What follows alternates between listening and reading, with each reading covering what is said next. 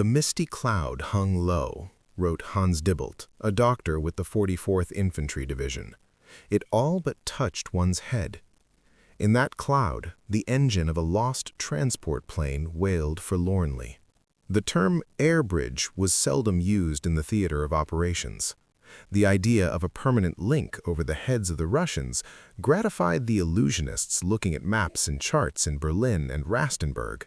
Hitler would suddenly demand information, so every general and staff officer, desperate to have the figures to hand, constantly badgered airfield commanders for the latest statistics and proof of action.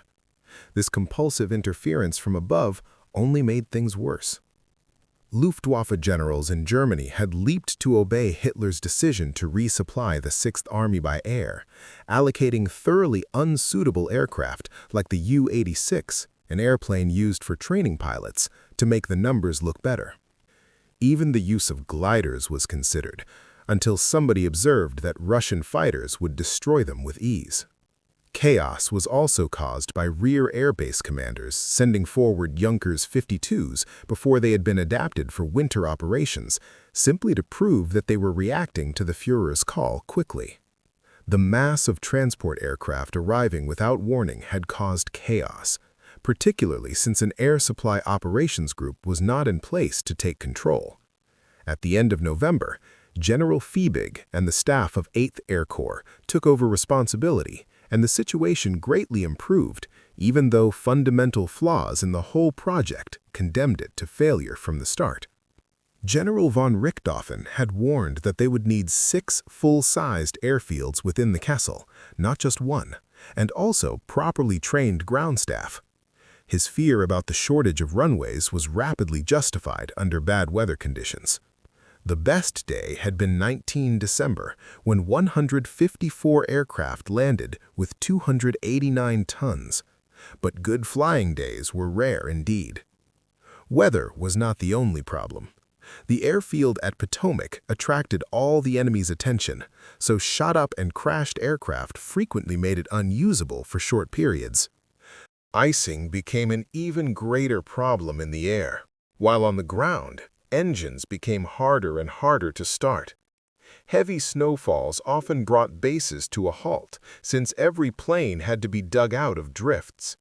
There were few anti-aircraft defenses at Zverevo, and on 18th January, Soviet fighters and bombers coming in 18 waves during the course of the day managed to destroy another 50 Ju-52s on the ground. This was one of the few really effective operations by the Red Army Aviation, whose pilots still lacked confidence. Richthofen and Fiebig had felt from the beginning that they had no choice but to make the best of a doomed job. They expected little understanding from above. "My trust in our leadership has rapidly sunk below zero," Richthofen told General Yesenek, the Luftwaffe Chief of Staff, on 12 December. A week later, on hearing that Göring had told Hitler that the supply situation in Stalingrad was not so bad, he had written in his diary, "Apart from the fact that it would do his figure a power of good to spend a little time in the Kessel, I can only assume that my reports are either not read or given no credence."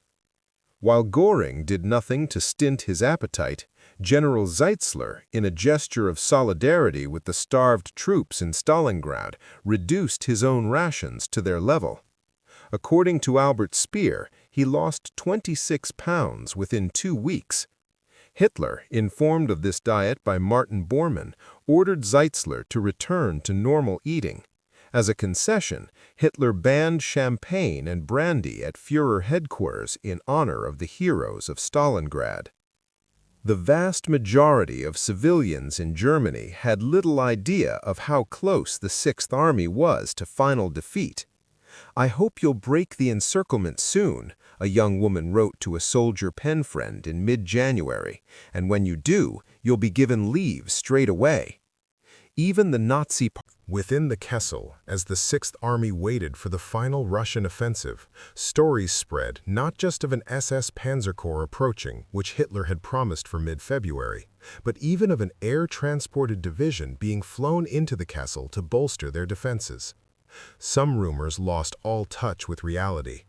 Darker spirits claimed that the 4th Panzer Army had got to within a dozen miles of their lines, but Paulus had then told General Hoth not to advance any further. Some soldiers even convinced themselves later that Paulus, as part of a secret deal with the Russians, had betrayed them. According to another story, the Russians have issued an order that anyone who shoots a captured German pilot will be severely punished because they were needed to fly transport planes in the rearmost areas. Such was the shortage of Soviet aircrew. Rumors were bound to spread in their strange communities, whether the encampments round the airfields or dugouts in Balkas on the steppe, grouped together like a troglodyte village. If there was any wood to burn in the small bunker stoves, smoke emerged from little chimney stacks made from empty food tins rammed together. Duckboards, tables, even bunks as men died were broken up for fuel. The only substitute for real warmth was a fug created with packed bodies and tarpaulins, but men still shivered uncontrollably. The comparative heat did little more than stir their lice into activity and drive them wild with itching. They often slept two to a bunk with a blanket over their heads in a pathetic attempt to share body heat. The rodent population swelled rapidly on a diet of dead horses and humans. Out in the steppe, mice became voracious in their search for food. One soldier reported that mice had eaten 2 of his frozen toes while he was asleep. When rations arrived, on a sledge pulled by a starved pony, stiff, ungainly figures wrapped in rags emerged to hear the latest rumors. There was no fuel to melt snow for washing or shaving. Their hollow-cheeked faces were waxen and unshaven, the beards pathetically straggly from calcium deficiency. Their necks were thin and scrawny like those of old men. Their bodies crawled with lice. A bath and clean underwear were as distant a dream as a proper meal. The bread ration was now down to under 200 grams per day. For the first week or 10 days in January, before the Soviet offensive broke, men tried not to let their true degree of wretchedness show in letters home. "I received a quarter-liter of vodka and 13 cigarettes for the new year," wrote a soldier called Willie to his parents in a letter which never reached them. "But all the food I've got now is a piece of bread. I've never missed you more than today when we were singing the Volga-Lied. I'm sitting in a cage here. It's not made of gold, but of the Russian encirclement." Some, desperate to escape, considered self-inflicted wounds. Those who went through with it did not just risk execution. Even if no suspicions were aroused, they risked death from their own action. A light flesh wound was not enough to earn a flight out of the Kessel. A shot through the right hand was too obvious, and with so few soldiers left in the front line, the wound had to be disabling if they were to be released from combat duties. But once the final Soviet advance began, even a light wound which hindered movement practically signified death. From early January, an increasing number of German soldiers began to surrender without resistance or even to desert to the enemy. Deserters tended to be infantrymen at the front, partly because they had more opportunity. There were also cases of officers and soldiers who refused evacuation out of bravery and an almost obsessive sense of duty. Lieutenant Lobica, the commander of a company of tanks in 16th Panzer Division, had lost an arm in the fighting but soldiered on without having the wound properly treated. His divisional commander could not persuade him to go for treatment. Eventually, General Strecker got hold of him. "I request permission to stay with my men," Lobica said immediately. "I cannot leave them now when the fighting is so desperate." Strecker, presumably from the smell, realized that the stump of Lobica's arm was putrefying. He had to order him onto an aircraft out of the Kessel to a base hospital. For the truly incapacitated, the only hope of evacuation back to a field hospital was by sled or in an ambulance. Their drivers were already recognized as steering wheel heroes because of the very high casualty rate. A moving vehicle and ambulances were among the very few allowed any fuel, immediately attracted Russian ground fire or air attack. Walking wounded and sick made their own way to the rear through the snow. Many stopped to rest and never rose again. The Feld Gendarmerie hated by the troops and known as the chain dogs because of the metal crescent gorget, hung on a chain which they wore round their necks, guarded access to the runway, checking papers minutely to make sure that no malingerers got through. As hope of escape diminished in January, they resorted more and more to their submachine guns to hold back the wounded and malingerers.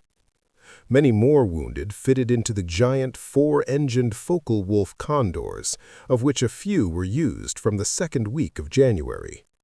They were, however, exceptionally vulnerable if overloaded.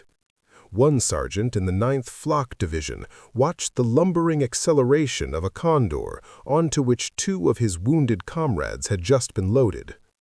As the aircraft rose steeply after takeoff to gain height, the helpless human cargo inside must have shifted or rolled towards the back, because the tail suddenly dropped. The engine screamed as the nose pointed almost vertically into the sky. Then the whole aircraft fell back to the ground just beyond the perimeter and exploded in a fireball with a deafening sound. Further out, soldiers at the west end of the Kessel witnessed the fate of Junkers transports, knowing full well that their heavy outbound loads consisted of wounded comrades. Often these aircraft could not gain height quickly enough and ran into heavy flak, thus coming to a terrible end. I saw from my trench on several occasions this apocalyptic fate and was very, very depressed. As well as flying out wounded, couriers, and certain specialists, the aircraft still brought in some officers and men who had gone on leave just before the Kessel was closed. Because of the news blackout in Germany, many of them had no idea of what had happened in their absence until their train reached Kharkov. Manstein's aide, Alexander Stahlberg, described how his 21-year-old cousin by marriage, Gottfried von Bismarck, arrived at Army Group Don headquarters at Novocherkassk on 2 January after Christmas leave at home in Pomerania. He had received an order to fly into the Hube had been one of the Führer's favorite commanders, but his evident belief that the Sixth Army was doomed only confirmed Hitler's suspicion that all generals were infected with pessimism. Paulus recognized this. He came to the conclusion that only a highly decorated young warrior might appeal to Hitler's romantic notions and thus be in a better position to persuade him to listen to the truth. Paulus had an obvious candidate for this mission in the form of Captain Winrich Baer, whose black Panzer uniform with the Knight's Cross was likely to produce the right effect on the Führer. And Baer, responsible for updating not only the situation map but also all the facts and figures in reports, was one of the best briefed officers at 6th Army headquarters. Baer received so little warning of his mission on the morning of 12th January, 2 days after the start of the Soviet offensive, that he did not have time to offer to take letters home from his colleagues. He bundled up the 6th Army War Diary in his belongings to take it to safety, then hurried to Pitomnik. The runway was already under fire from heavy mortars as well as artillery.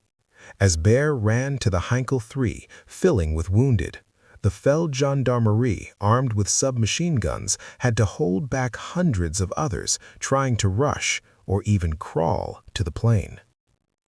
The flight to Taganrog took 1.5 hours. To his surprise, it was even colder down by the Sea of Azov than at Stalingrad. A staff car was waiting for him, and he was taken to Field Marshal von Manstein's headquarters. Manstein assembled some of his officers and asked Baer to report on the situation. Baer described everything: the famine, the casualty rates, the exhaustion of the soldiers, the wounded lying in the snow waiting for evacuation, their blood frozen, the pitiful shortage of food, fuel, and ammunition. When Baer had finished, Manstein told him, "Give Hitler exactly the same description as you gave me." An aeroplane had been ordered. "Mein Führer," he answered, "my commander-in-chief gave me the order to inform you of the situation. Please now give me permission to deliver my report." Hitler, in front of so many witnesses, could not refuse. Bear began to speak, and Hitler, rather to his surprise, made no attempt to interrupt him.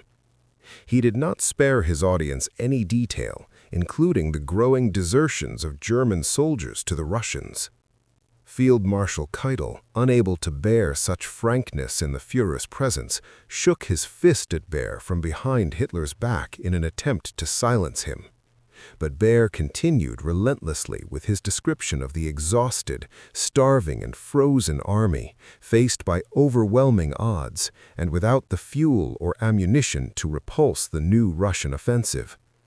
Bear had all the figures of the daily deliveries by air in his head. Hitler asked if he was certain of these statistics, and when Bear replied he was, he turned to a senior Luftwaffe officer and asked him to explain the discrepancy. "Mein Führer," replied the Luftwaffe general, "I have here the list of planes and cargoes dispatched per day." "But mein Führer," Bear interrupted, "for the army what is important is not how many planes were sent out, but what we actually receive. We are not criticizing the Luftwaffe. Their pilots really are heroes, but we have received only the figures I have told you. Perhaps some companies retrieved odd canisters and kept them without notifying their headquarters, but not enough to make a difference."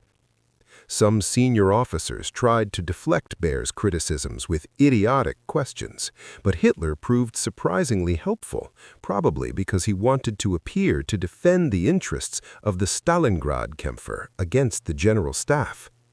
But when Bear came to the situation facing the Sixth Army, Hitler turned back to the great map dotted with little flags, as if nothing had changed.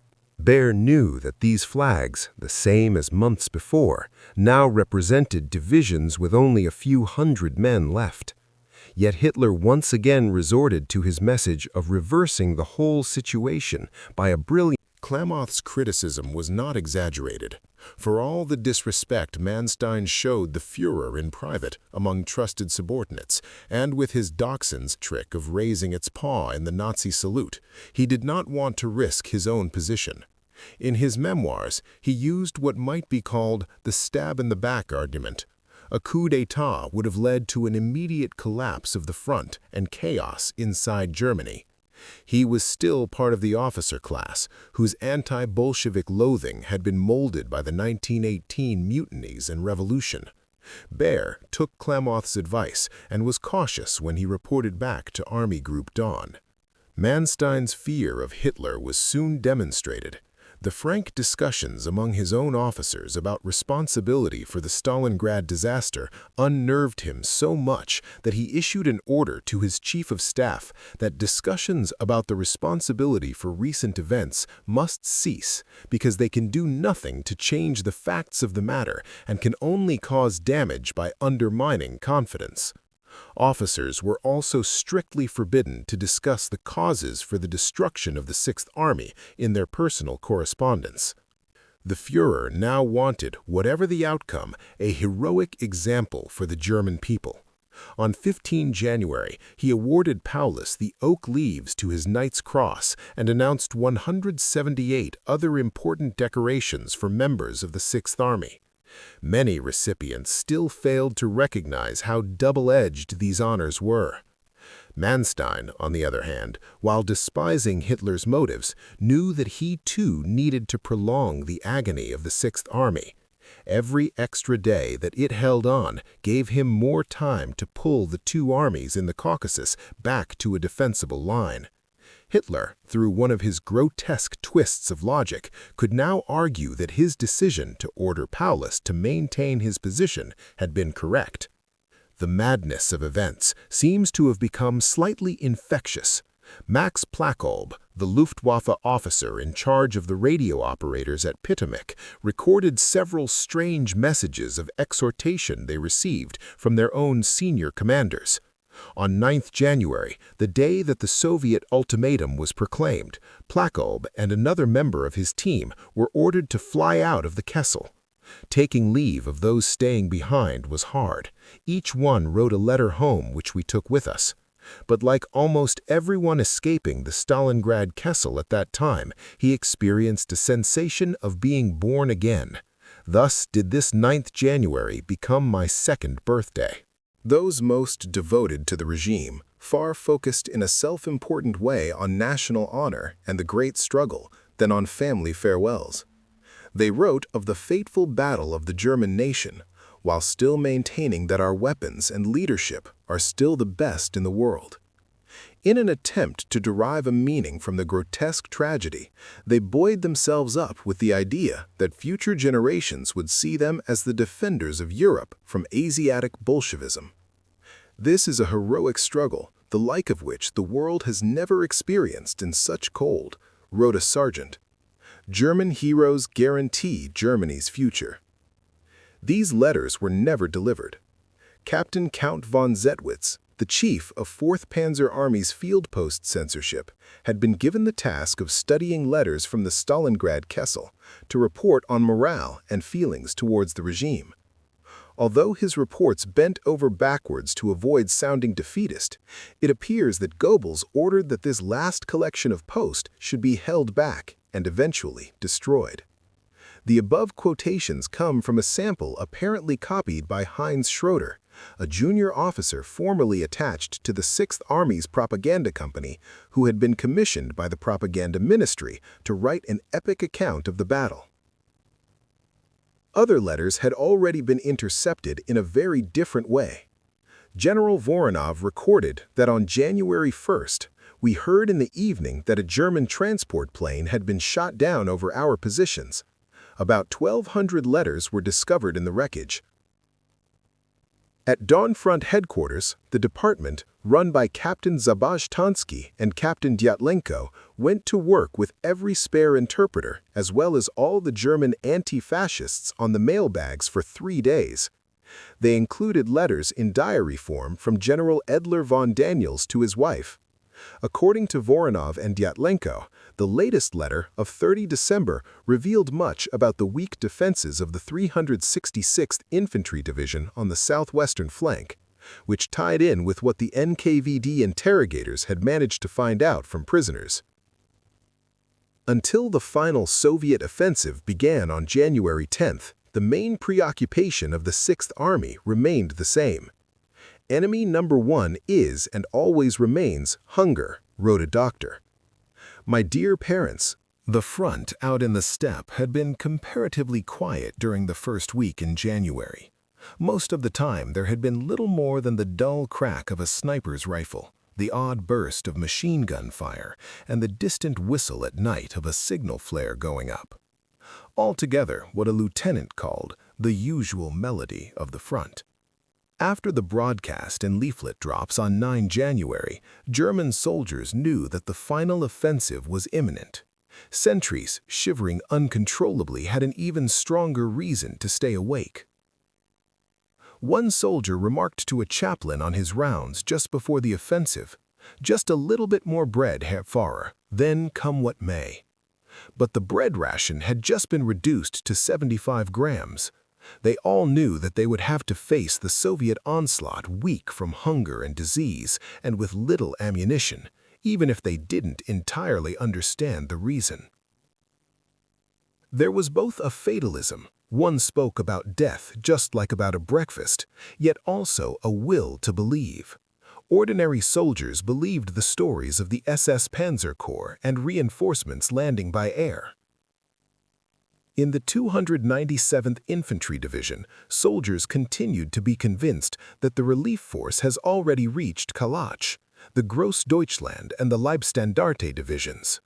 A star shell seen to the west was instantly interpreted as a signal from them. Even junior officers were misinformed by their superiors, as a lieutenant told his NKVD interrogator. Right into the first week of January, his regimental commander in the 371st Infantry Division was still telling them, "Help is close." The shock was great when they heard through informal sources, presumably Luftwaffe personnel, about the failure of the attempt to rescue them and Army Group Don's retreat to the west. The NKVD, on the other hand, was soon shaken to discover the number of Russians now fighting for the Germans in the front line at Stalingrad, not just laboring as unarmed Hiwis. German accounts certainly seem to indicate that a considerable proportion of the Hiwis attached to 6th Army divisions in the Kessel were now fighting in the front line. Many officers testified to their skill and loyalty. The Lancers, their fingers so swollen from frostbite that they could hardly fit inside the trigger guard, fired from shallow foxholes at the riflemen advancing across the snowfields with long spike bayonets fixed. Russian T-34s, some carrying infantry like monkeys on the backs of elephants, lurched across the steppe. The high winds which cut through clothing had blasted away the snow, exposing the top of the colorless steppe grass. Mortar shells rebounded off the frozen earth and exploded as air bursts, causing far more casualties. The defenses of the 44th Infantry Division were soon smashed, and its survivors, once in the open, were at the mercy of the enemy as well as the elements. During the afternoon, the 29th and 3rd Motorized Infantry Divisions in the main protuberance of the nose started to find themselves outflanked. In the 3rd Motorized Infantry Division, the replacement soldiers were apathetic. Some of them were so exhausted and sick and thought only of slipping away to the rear at night that I could only keep them in their positions at pistol point. Other accounts suggest that many summary executions were carried out during this last phase, but no figures are available. Sergeant Major Wallrau's scratch company of Panzer Grenadiers, Luftwaffe troops, and Cossacks held out until 10 o'clock on the first night when they received the order to pull back because the enemy had broken past them. They managed to take up a position north of Karpovka Station, but were soon pushed back again. From this day on, we had neither warm bunker nor warm food nor any peace, wrote Wallrau. These weakened divisions with little ammunition stood no chance against the mass attacks of the Soviet 21st and 65th Armies, backed by the ground attack aircraft of the 16th Air Army. The Germans had fortified Marinkovka and Karpovka on the south side of the nose with pillboxes and gun emplacements, but this was of little use with the main thrusts coming from the bridge of the nose. German attempts to counterattack with odd groups of their remaining tanks and weakened infantry were doomed. The main Soviet effort was concentrated from the west. By the end of the second morning, 11 January, Marinovka and Karpovka were captured. The victors counted 1,600 German corpses. As soon as the fighting was over, peasant women appeared as if from nowhere and rushed over to the German trenches to search for blankets, either for their own needs or as currency. Erich Weinert, accompanying the advancing troops, saw Russian soldiers throwing the files off the backs of trucks captured at a headquarters so that they could use the vehicles themselves. Karpovka looks like an enormous jumble sale, he wrote. But amid the chaos of abandoned and destroyed military material, he saw the results of the terrible opening bombardment. The dead are lying, grotesquely twisted, their mouths and eyes still wide open with horror, frozen stiff, with their skulls torn open and their bowels hurled out, most of them with bandages on their hands and feet, still soaked with yellow anti-frostbite ointment. The Sixth Army's resistance, when one considers its physical and material weakness, was astonishing. The most telling measure lies in the casualties it inflicted during the first 3 days. The Don Front lost 26,000 men and over half its tank force.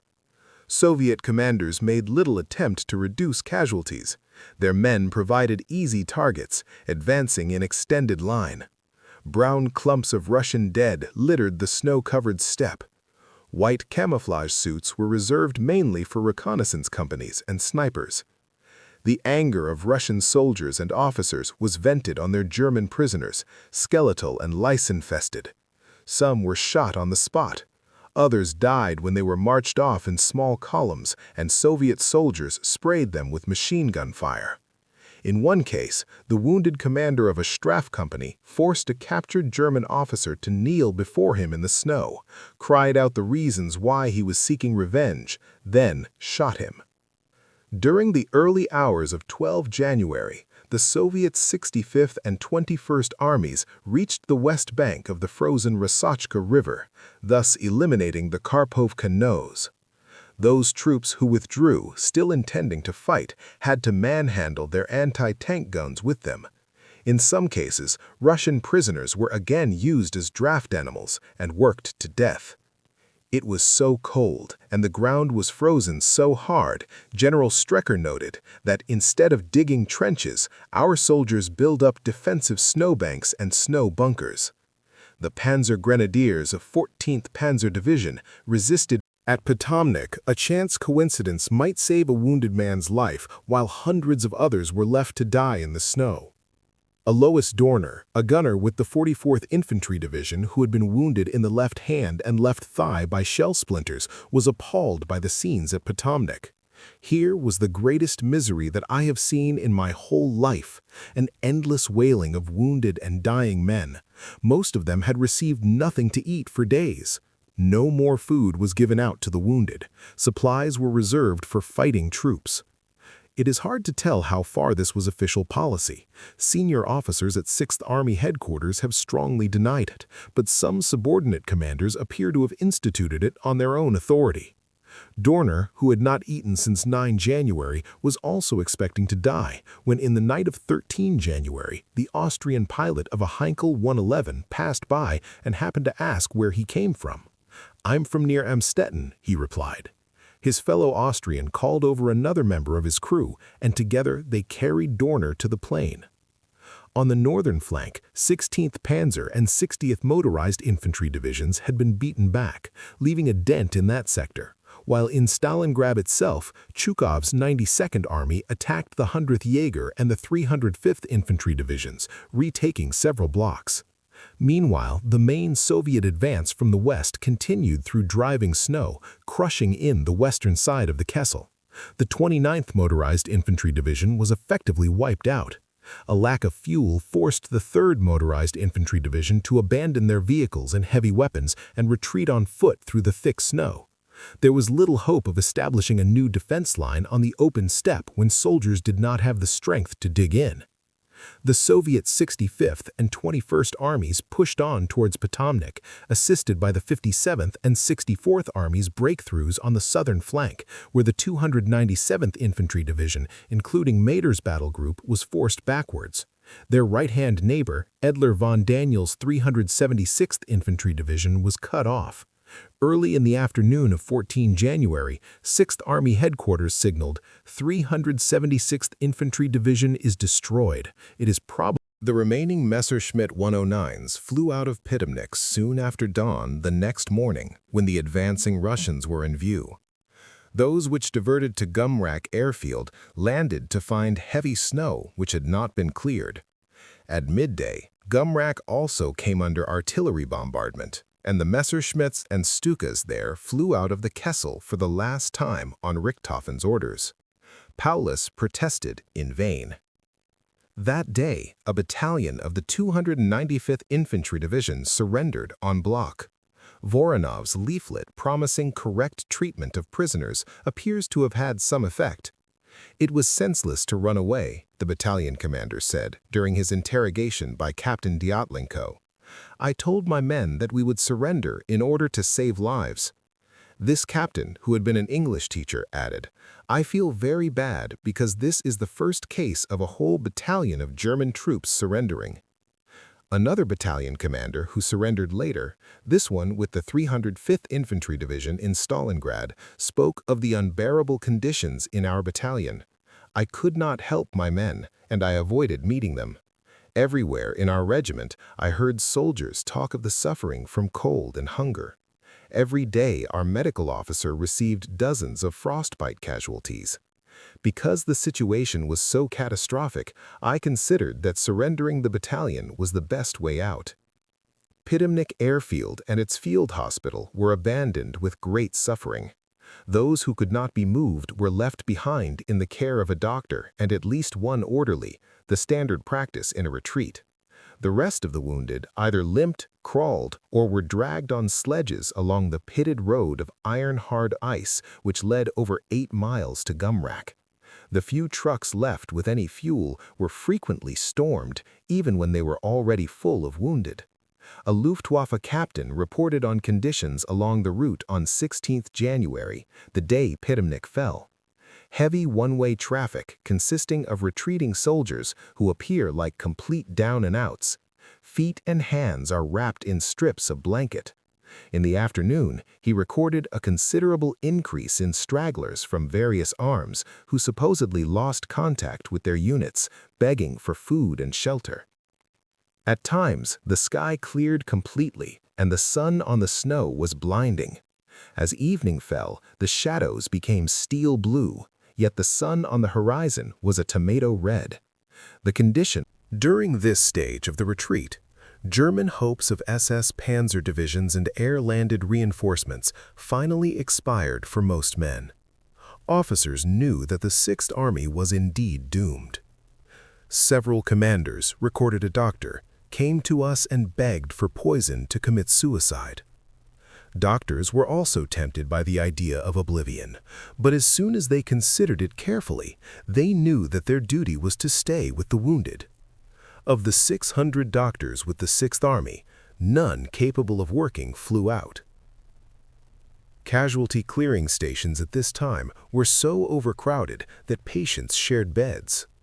Often, when a severely wounded man was carried in by comrades, a doctor would wave them away because he already had too many hopeless cases.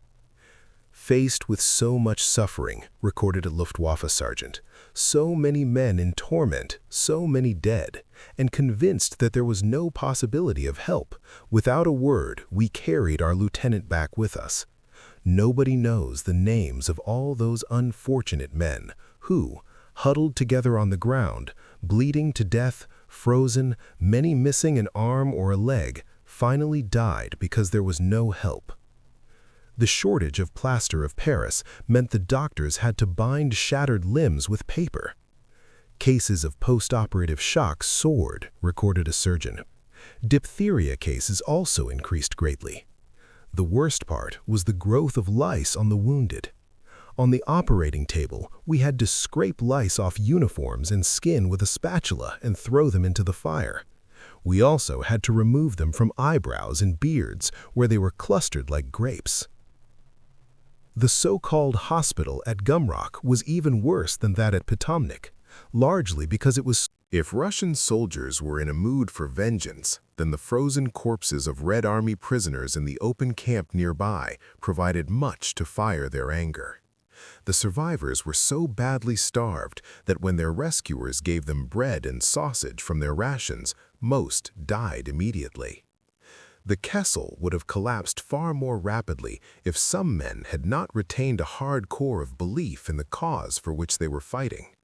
A Luftwaffe sergeant with the 9th Flak Division wrote home, "I am proud to number myself among the defenders of Stalingrad. Come what may, when it is time for me to die, I will have had the satisfaction of having taken part at the most eastern point of the great defensive battle on the Volga for my homeland and given my life for our Führer and for the freedom of our nation." Even at this late stage, most fighting units continued to show dogged resistance, and there were examples of outstanding courage. General Janica reported that an attack of 28 Russian tanks near Bosagino Station was halted by a Lieutenant Hirschman operating an anti-aircraft gun entirely on his own. He destroyed 15 T-34s in this engagement. At this closing stage of the battle, leadership made more difference than ever. Apathy and self-pity were the greatest dangers, both to military order and to personal survival. On the sectors which had not yet been broken, starving men were too exhausted to go outside the bunker to hide their tears from their comrades. "I am thinking about you and our little son," wrote an unknown German soldier in a letter which never reached his wife. "The only thing I have left is to think about you. I am indifferent to everything else. Thinking about you breaks my heart." Out in the fire trenches, men were so cold and weak that their slow, uncoordinated movements made them appear as if they were drugged. Yet a good sergeant would keep a grip on them, making sure that rifles were still cleaned and grenades stocked ready to hand in excavated shelves. On 16 January, just after the capture of Potomnik, 6th Army headquarters sent a signal complaining that the Luftwaffe was only parachuting supplies. Why were no landings tonight at Gumrak? Thiebeck replied that landing lights and ground. A number of officers had already started to consider ways to escape Russian captivity, which seemed to us worse than death. Freitag Lorenhoven in 16th Panzer Division had the idea of using some of the American jeeps captured from the Russians. His idea was to take Red Army uniforms and some of their very reliable Hiwis who wanted to escape the vengeance of the NKVD in an attempt to slip through enemy lines. This idea spread to the staff of the division, including its commander, General Angern. Even their corps commander, General Strecker, was briefly tempted when he heard about it. But as an officer with strong traditional values, the idea of leaving his soldiers was out of the question. One group from XI Corps subsequently made the attempt, and a number of other small detachments, some on skis, broke out to the southwest during the last days of the Kessel. 2 staff officers from 6th Army Headquarters, Colonel Elklep and Lieutenant Colonel Niemeyer, the Chief of Intelligence, died out in the steppe. Paulus never considered the idea of abandoning his troops. On 18 January, when a last post from Germany was distributed in some divisions, he wrote just one line of farewell to his wife, which an officer took out for him. His medals, wedding ring, and signet ring were also taken out, but these objects were apparently seized by the Gestapo later. General Hoob received orders to fly out from Gumrak early the next morning in a Focke-Wulf Condor to join Milch's special staff. On 20 January, after his arrival, he in turn sent a list of trusted and energetic officers to be sent out to join him. Perhaps unsurprisingly, the majority were not specialists in supply or air transport, but officers from his own Panzer Corps, especially his old division. Hoob, no doubt, felt justified, since 6th Army Headquarters had stipulated that panzer specialists were among those entitled to evacuation by air. General Staff-trained officers were also included in the specialist category, but the most curious priority of all was what might best be described as the 6th Army's Noah's Ark. Sergeant Major Philip Westrich from 100th Jaeger Division, a tile layer by trade, was flown out of the Kessel on 22 January 1943 on orders of 6th Army, which requested 1 man from each division. Lieutenant Colonel Mader and 2 NCOs were selected from the 297th Infantry Division, and when they landed at Melitopol, ambulances from the base hospital were waiting for the wounded, and a staff car took Freitag Lorenhoven to Field Marshal Manstein's headquarters. He had no illusions about his appearance. He was in a very bad state. Although a tall, well-built man, his weight had fallen to 120 pounds. His cheeks were cavernous. Like everyone in the Kessel, he had not shaved for many days. His black panzer overalls were dirty and torn, and his field boots were wrapped in rags as a protection against frostbite. Stahlberg, Manstein's ADC, immaculate in his field gray uniform, was clearly taken aback. Stahlberg looked at me, and I saw him wondering, does he have lice?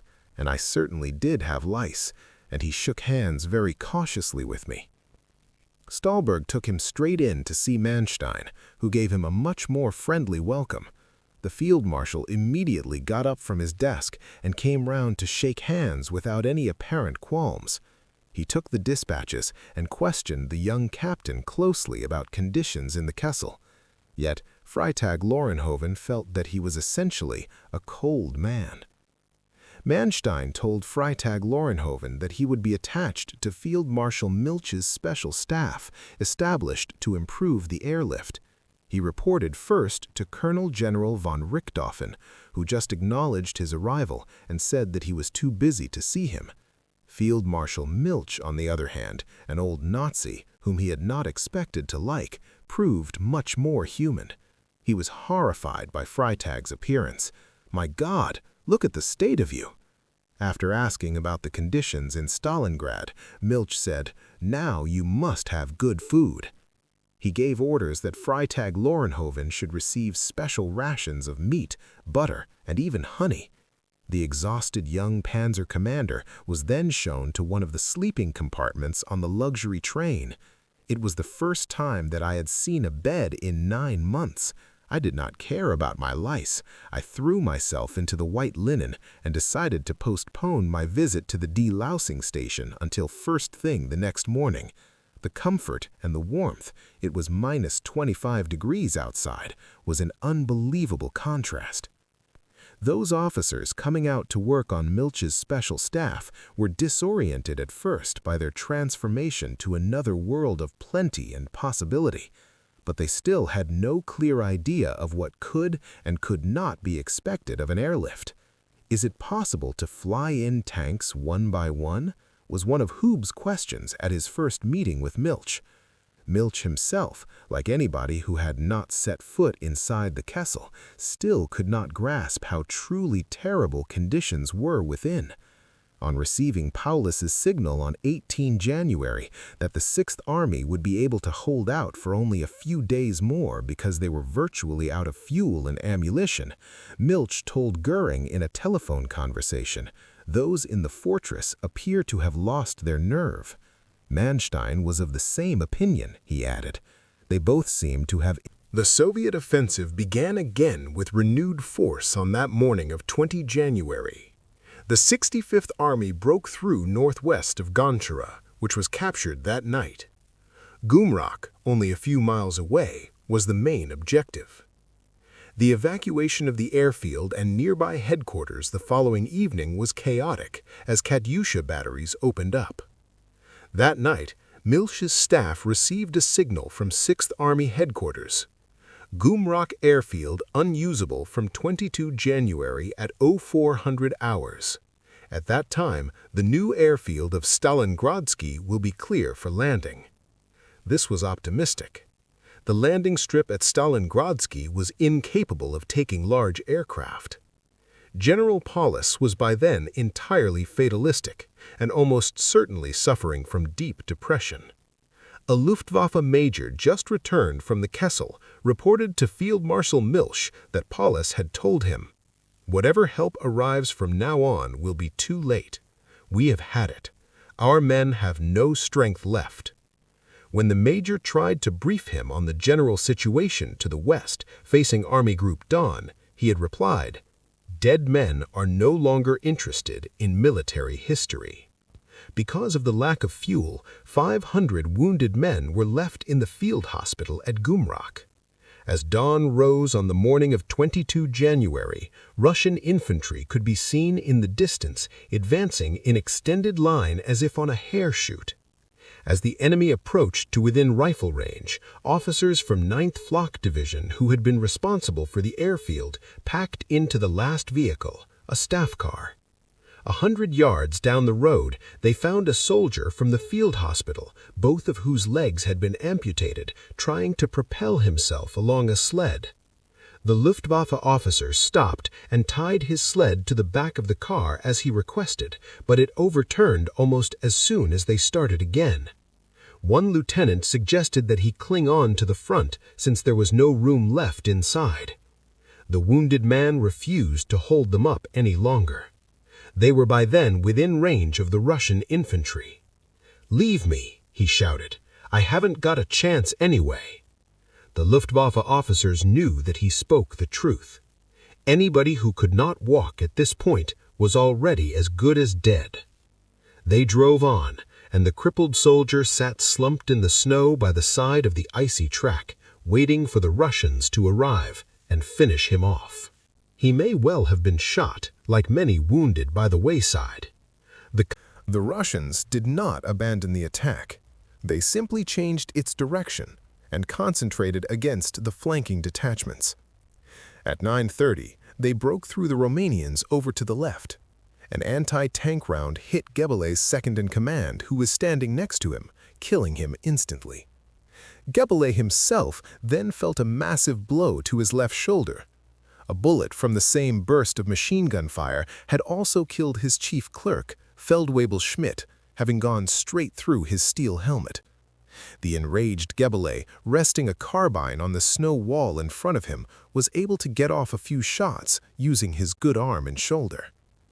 Another wave of Russian infantry came at them. Gebele screamed to his surviving men to open fire again. A staff sergeant tried firing a light mortar, but the range was so short that the headwind made a couple of the bombs fall on their own positions. Eventually, having held out for 7 hours, Gebele saw that a Russian flag had appeared on a water tower